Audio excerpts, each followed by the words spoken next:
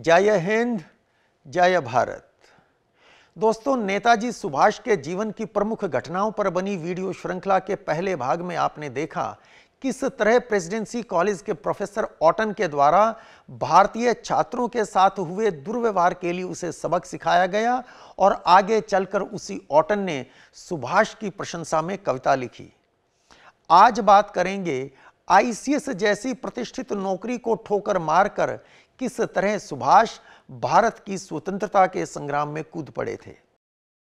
वर्ष 1919 में पूरी कलकत्ता यूनिवर्सिटी में सेकंड पोजीशन के साथ सुभाष ने बीए ऑनर्स इन फिलॉसफी पास किया और एमए साइकोलॉजी में दाखिला लिया। एक शाम को पिताजी ने बुलाकर सुभाष से कहा, क्या तुम इंग्लैंड जाकर आईसीएस का इम्तिहान देना चाहोगे? पिताजी ने निर्णय लेने के लिए केवल 24 घंटे का समय दिया था। सुभाष ने अनिच्छा से ही हां कर दी। 15 सितंबर 1919 को सुभाष इंग्लैंड रवाना होते हैं और 25 अक्टूबर को लंदन पहुंचते हैं। वहां कैम्ब्रिज यूनिवर्सिटी में mental and moral sciences tripos course में दाखिला लेते हैं और साथ ही साथ आईसीएस की तैयारी शुरू कर देते हैं। समय बहुत कम बचा था। जुलाई 1920 में परीक्षा शुरू होती है और पूरा 1 महीना चलती है। सुभाष को पास होने की कोई उम्मीद नहीं थी। अपनी अधूरी आत्मकथा एन इंडियन पिलग्रिम में सुभाष स्वयं लिखते हैं, मैंने अपनी मूर्खता से संस्कृत के पेपर के 150 अंक गंवा दिए थे। यह अंग्रेजी से संस्कृत में अनुवाद का पेपर था और मुझे बहुत अच्छे से आता था। उत्तर पुस्तिका में साफ साफ लिखने के इरादे से मैंने पूरे अनुवाद को पहले रफ कॉपी में लिखा, लेकिन मैं समय के प्रति इतना लापरवाह था कि जब समय समाप्त होने की घंटी बजी तो रफ कॉपी में से केवल थोड़ा सा भाग ही उत्तर पुस्तिका में लिख पाया था। परंतु अब कुछ नहीं हो सकता था। उत्तर पुस्तिका ले ली गई और मैं हाथ मलता रह गया।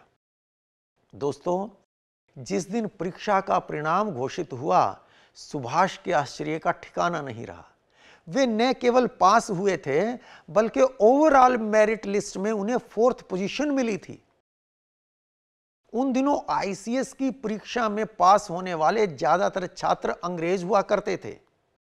सुभाष ने अपने पहले ही अटेम्प्ट में 4th पोजीशन प्राप्त की थी। इंग्लिश कंपोजिशन में तो उन्होंने अंग्रेजों को भी मात दे दी थी और टॉप किया था। लेकिन अब सुभाष के जीवन की और बड़ी परीक्षा होने वाली थी।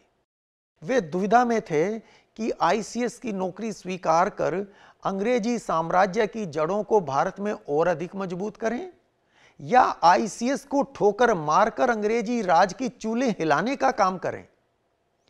बड़ा सरकारी अफसर बनकर माता पिता के सपने पूरे करें और जीवन भर सुख सुविधाओं का भोग करें या स्वतंत्रता आंदोलन के महत्वपूर्ण सिपाही बनकर भूख, तकलीफ, कष्ट और जेल की अंधेरी बदबूदार कोठरी का वर्ण करें। यह कश्मकश 1-2 दिन नहीं बल्कि 7 महीने तक चलती रही। सितंबर 1920 में आईसीएस का नतीजा आया था। सुभाष की ट्रेनिंग शुरू हो चुकी थी। वे आईसीएस की नौकरी नहीं करना चाहते थे, परंतु यह सब इतना आसान नहीं था। माता पिता की अनुमति मिलना आसान नहीं था। जिस दिन सुभाष के आईसीएस पास करने की खबर मिली, उस दिन पिता जानकीनाथ बोस को लगा था कि उनके पुत्र ने सारी दुनिया की दौलत उनके दामन में लाकर रख दी थी। पिता की रौबदार मूंछों में और भी ताव आ गया था। सुभाष पिता को किस मुंह से कहते कि वे उनके अरमान पूरे नहीं कर सकेंगे। वे लिखते हैं, अब मुझे एक और कठिनाई का सामना करना था। इस नौकरी का मुझे क्या करना चाहिए? क्या मैं अपने सब सपने और आकांक्षाएं छोड़कर आराम का जीवन चुन लूं? इसमें कुछ भी नया नहीं था। पहले भी ऐसे कई लोग रहे थे जो अपनी युवा अवस्था में तो बड़ी बड़ी बातें करते थे, पर जब बड़े हुए तो सब भूल गए। मैं कलकत्ता के एक नौजवान को जानता था जो कॉलेज के दिनों में तो हमेशा रामकृष्ण परमहंस और विवेकानंद की बातें करता था, लेकिन बाद में एक धनी घर की लड़की से शादी की और आईसीएस की नौकरी लेकर बैठ गया। एक मित्र मुंबई से था जिसने लोकमान्य तिलक को वचन दिया था कि यदि वह आईसीएस के इम्तिहान में पास हुआ तो त्याग पत्र देकर राष्ट्र की सेवा करेगा। परंतु आईसीएस पास होने पर वह वचन याद नहीं आया। आखिर सुभाष ने अपने बड़े भाई शरत चंद्र बोस को पत्र लिखना शुरू किया और उनकी अनुमति मांगी। 22 सितंबर 1920 को उन्होंने शरत को लिखा, मुझे निसंदेह एक मोटी तनख्वाह और सेवानिवृत्त होने पर बढ़िया पेंशन मिलेगी। थोड़ी सी चापलूसी करूंगा तो कमिश्नर बन जाऊंगा। खुशामद करके तो कोई किसी प्रांतीय सरकार में मुख्य सचिव तक पहुंच सकता है। लेकिन क्या सरकारी सेवा मेरे जीवन का चरम लक्ष्य है? सिविल सर्विस में किसी को भी सभी तरह की सांसारिक सुख सुविधाएं मिल सकती हैं, लेकिन क्या इन उपलब्धियों के लिए हमें अपनी आत्मा नहीं बेचनी पड़ेगी? 16 फरवरी 1921 को उन्होंने शरत को फिर से लिखा। वे लिखते हैं, मेरी आवश्यकताएं न्यूनतम हैं और थोड़े पैसों से ही संतुष्ट रहूंगा। 23 फरवरी को फिर लिखते हैं, कहते हैं, मेरा त्यागपत्र देने का प्रस्ताव कम से कम निर्दय तो दिखता ही है। इस प्रस्ताव का यह अर्थ होगा कि मेरे लिए जो 10,000 रुपये खर्च किए गए हैं उनका कोई भी प्रतिलाभ नहीं होगा। जब मैं आपसे प्रार्थना कर रहा हूं कि आप मुझे त्यागपत्र देने की अनुमति दे दें, तो मैं आपका अनुग्रह अपने लाभ के लिए नहीं बल्कि अपने अभागे देश के लिए चाहता हूं, जिसको पूर्णतः समर्पित लोगों की बहुत अधिक आवश्यकता है। आपको यह मानकर चलना होगा कि मेरे लिए जो पैसा खर्च किया गया है वह मातृभूमि के चरणों में अर्पित किया गया है और उससे किसी प्रतिफल की आशा नहीं करनी चाहिए। मेरा निर्णय अंतिम और अपरिवर्तनीय है, लेकिन मेरे भाग्य का निपटारा इस समय आपके हाथ में है। दोस्तों, उन दिनों देश में गांधी जी के नेतृत्व में असहयोग आंदोलन पूरे जोरों पर था।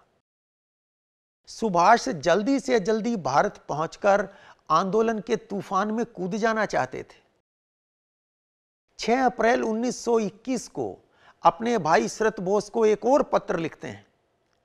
वे लिखते हैं, मैं न केवल पिताजी को, मां को और आपको, बल्कि अन्य बहुत से लोगों को बहुत दुख दे चुका हूं।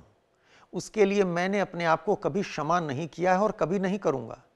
फिर भी अपनी प्रवृत्ति और परिस्थितियों के दबाव के कारण मेरे लिए बौद्धिक एवं नैतिक विद्रोह से बच सकना असंभव था।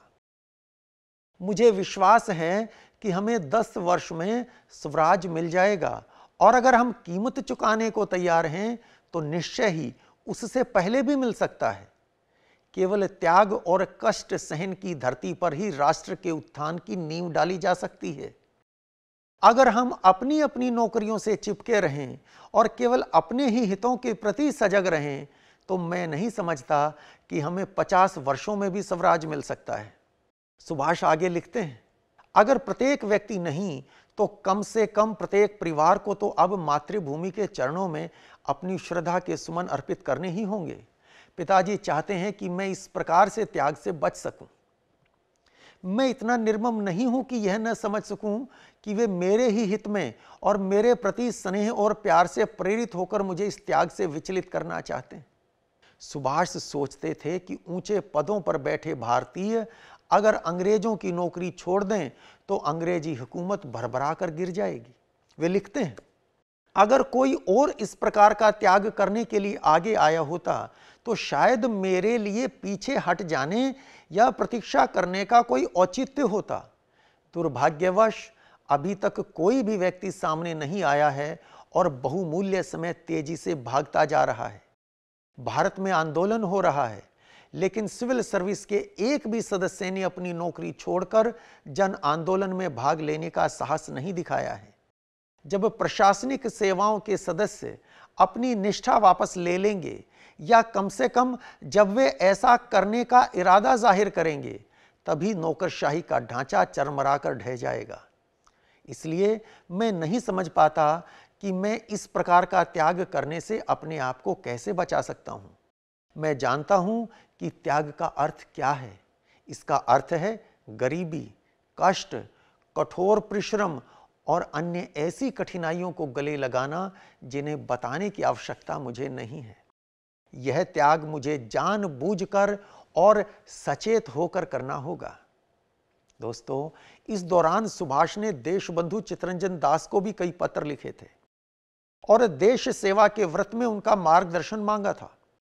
16 फरवरी 1921 को उन्होंने दास को लिखा, मेरे पास जितनी भी शिक्षा है, बुद्धि है, शक्ति और उत्साह है, उसे लेकर मैं आपके पास आया हूं। मातृभूमि की वेदी पर मैं कुछ अधिक समर्पित नहीं कर सकता, क्योंकि मेरे पास केवल मेरी नैतिक चेतना और मेरा कमजोर शरीर है। अंततः 22 अप्रैल 1921 को सुभाष आईसीएस से रेजिग्नेशन दे देते हैं। 23 अप्रैल 1921 को उन्होंने अपने भाई शरद को फिर लिखा। इस पत्र में सुभाष लिखते हैं, समझौता प्रस्ती बड़ी अपवित्र चीज है। यदि मैं वर्ष 1916 में जेम्स के सम्मुख सिर ऊंचा करके खड़ा होता और स्वीकार कर लेता कि मैंने ऑटन पर हमला किया है, तो मैं एक बेहतर तथा अधिक सच्चा इंसान सिद्ध होता। इसी प्रकार यदि मैं इंडियन डिफेंस फोर्स में शामिल न होता और सिविल सर्विसेज के लिए इंग्लैंड नहीं आता, तो मैं अपने और अपने सिद्धांतों के प्रति सच्चा सिद्ध होता। लेकिन जो कुछ बीत चुका है, बीत चुका है। भविष्य अभी मेरे हाथ में है। अब समय आ गया है कि हम ब्रिटिश सरकार से हर तरह का संबंध समाप्त कर दें। अगर आप समझते हैं कि मैंने गलत निर्णय नहीं लिया है, तो मुझे विश्वास है कि आपका आशीर्वाद और आपकी शुभकामनाएं मेरे भावी जीवन में मेरे साथ हमेशा रहेंगी। दोस्तों, सुभाष का त्याग पत्र अंग्रेजों के लिए बहुत बुरी खबर थी।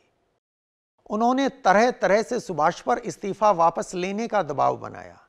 सर विलियम ड्यूक ने उनके परिवार के साथ पुराने संबंधों का हवाला देते हुए उनके बड़े भाई सतीश चंद्र बोस को पत्र लिखा और उनसे सुभाष को मनाने के लिए आग्रह किया। कैम्ब्रिज यूनिवर्सिटी के प्रोफेसर्स ने भी सुभाष से अपना निर्णय बदलने की अपील की, परंतु सुभाष इरादे के पक्के थे। अब वे और इंग्लैंड नहीं रुक सकते थे। जल्दी ही वे भारत के लिए चल पड़ते हैं। आज इस कहानी को यहीं विराम देते हैं। अगली बार बात करेंगे गांधी जी से सुभाष की पहली भेंट और कांग्रेस के नेता के रूप में उनके उदय की।